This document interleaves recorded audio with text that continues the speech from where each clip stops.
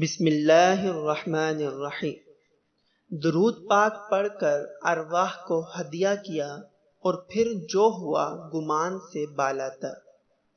محترم شیخ الوظائف، السلام علیکم۔ ہمارے گھر میں سب لوگ ٹی وی کے بڑے شوقین تھے۔ ہر وقت کوئی نہ کوئی ٹی وی پر براجمان رہتا تھا۔ کوئی اپنا پسندیدہ ڈرامہ دیکھ رہا، کوئی فلم، کوئی نیوز چینلز پر سیاسی تجزیے سن رہا۔ کوئی وقت ایسا نہ تھا کہ کمرہ خالی اور ٹی وی بند ملے۔ میں مقامی تعلیمی ادارے کی اسٹوڈنٹ ہوں، مجھے مطالعہ کرنا ہوتا تھا۔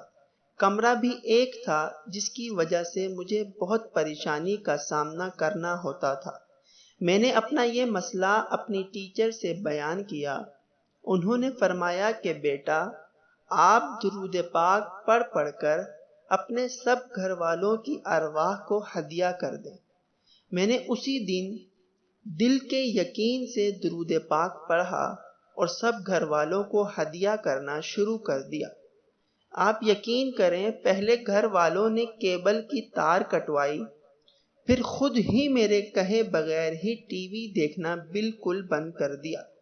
اب تو میرا معمول بن گیا ہے کہ جو کام نہ ہو سکے اور نہ منع کرنے کے باوجود اگر کوئی شخص نہ مانے تو ان کو اعمال کا ہدیہ کریں، اور میں یہ بات واضح کروں کہ ہدیہ صرف چیزوں کا نہیں ہوتا بلکہ اعمال کا بھی ہدیہ ہوتا ہے۔